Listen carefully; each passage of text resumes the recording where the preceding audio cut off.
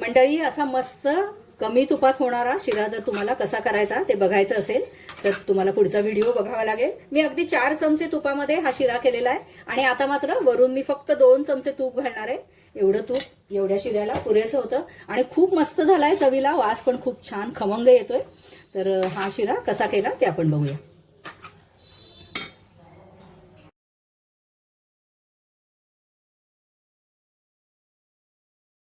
आज साधा सुधा शिरा अगदी झटपट होणारा कसा करायचा ते मी सांगते। माझ्याकडे रवा नेहमी भाजलेला असतो, अगदी 5 ते 7 मिनिटात हा शिरा होतो। आता मी याच्यासाठी 1 वाटी हा रवा घेतलेला आहे, तर त्या 1 वाटी रव्यासाठी 3 वाट्या पाणी मी एकीकडे गरम करायला ठेवलेलं आहे। तुम्हाला हवं असेल तर तुम्ही दूध पण घालू शकता। आधी 1 चमचा तुपामध्ये मी हे काजू फक्त थोडेसे भाजून घेणार आहे। काजू लगेचच लाल होतात, त्याच्यामुळे तूप फार तापवायचं नाही, पण असे भाजून घेतले की छान खमंग लागतात। माझ्याकडे रवा भाजलेला आहे, तुमच्याकडे जर रवा भाजलेला नसले ना तर मग रवा भाजताना भाजत आल्यावर काजू आणि बेदाणे तुम्ही त्याच्यामध्ये ऐन वेळेला घालू शकता, असे वेगळे भाजायची गरज नाहीये। बेदाणे याच्याबरोबर भाजले तरी चालतील किंवा रव्याबरोबर थोडेसे परतले तरी चालतील। बेदाणे जर जरा जरी जास्त भाजले गेले ना तर ते कडवट लागतात, त्याच्यामुळे जरा ते टपोरे झाले की ताबडतोब काढून घ्यायचे। काजू पण झालेले आहेत, बेदाणे पण झालेले आहेत, मी आता हे काढून घेते।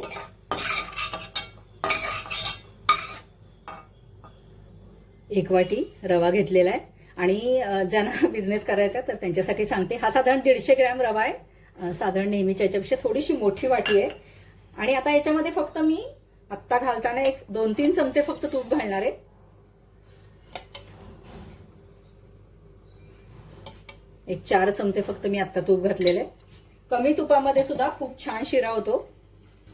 त्यानंतर आपण जो शिरा करतो तर तो फार सैल असा नसतो, आपण बाहेर जो विकत घेतो शिरा तर त्याच्यामध्ये पाण्याचं प्रमाण खूप जास्त असतं, तर तसं होणार नाही। हे छान मूत पडेल असा छान शिरा होईल। आणि मी आधी जसं सांगितलं, हा जाड रवा असल्यामुळे मी तिप्पट पाणी घेतलेलं आहे। 1 वाटी रव्यासाठी 3 वाट्या पाणी मी इकडे गरम करायला ठेवलेलं आहे। रवा जर बारीक असेल तर पाण्याचं प्रमाण थोडं कमी करा।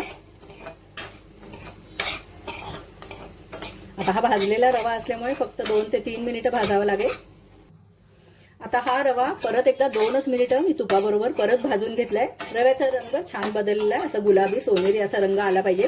त्याच्यानंतर आता एक छोटीशी पण महत्त्वाची टिप सांगते की आता आधी गॅस बंद करायचा आणि मग त्याच्यामध्ये आधण घालायचं। 1-2 मिनिटं ह्याचा ताव जरा कमी होऊ द्यायचा। असं जर गरम गरम रवा आणि आपण गरम गरम आधण घातलं तर चारी बाजूला तो रवा उडतो आणि गॅस स्वच्छ करायचा आणखीन एक काम आपल्याला जास्तीचं करावं लागतं। तर आता 1-2 मिनिटांनी मग मी ह्याच्यामध्ये आधण घालणार आहे। गॅस बंद करून 1-1.5 मिनिट झालाय। मी आता याच्यामध्ये हे गरम पाणी घालतेय, पण मी जसं म्हणलं की लगेच घालू नका, पण फार रव्याचं टेम्परेचर जर फार कमी झालं ना तर मग असा छान फुलून येत नाही रवा। तर 1 ते 1.5 मिनिट झाल्यावर आपल्याला हे आधण याच्यामध्ये घालायचं आहे। हे बघा, कुठेही रवा आजूबाजूला उडलेला नाहीये। आता परत मी गॅस लावते आणि आता एक वाफ आपल्याला दणकून काढायचे। झाकण ठेवूया आपण, 1-2 मिनिटामध्ये हे सगळं पाणी आटून जाईल।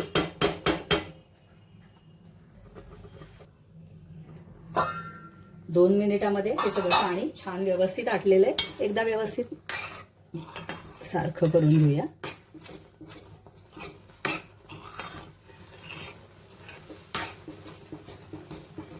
दीडशे ग्रॅम रवासाठी 150 ग्रॅमपेक्षा ही जास्त साखर आहे। वाटीनी म्हणलं तर 1 वाटी रव्यासाठी 1 वाटी साखर घेतलेली आहे, पण वजनाला ही जवळजवळ 200 ग्रॅम साखर आहे। आता हे परत एकदा हे जरी मिश्रण सैल झालं तरी सुद्धा थोड्या वेळाने जसं आधी कन्सिस्टन्सी होती ना साखर घालायच्या आधी, बरोबर त्याच कन्सिस्टन्सीचा हा शिरा होतो। परत एकदा झाकण ठेवूया 1-2 ते 3 मिनिटं। तर अगदी 7 ते 8 मिनिटात हा आपला हे बघा शिरा तयार झालेला आहे। याच्यापेक्षा सुद्धा जेव्हा टेम्परेचर ह्याचं कमी होतं तर याची कन्सिस्टन्सी अजून थोडीशी दाट होती, म्हणजे घट्ट होती, छान मूत पाडता येते याची। एवढं हे अगदी परफेक्ट प्रमाण आहे पाण्याचं साखरेचं। तर मंडळी, व्हिडिओ जर आवडला असेल तर लाईक करा, शेअर करा, सबस्क्राईब करा। धन्यवाद।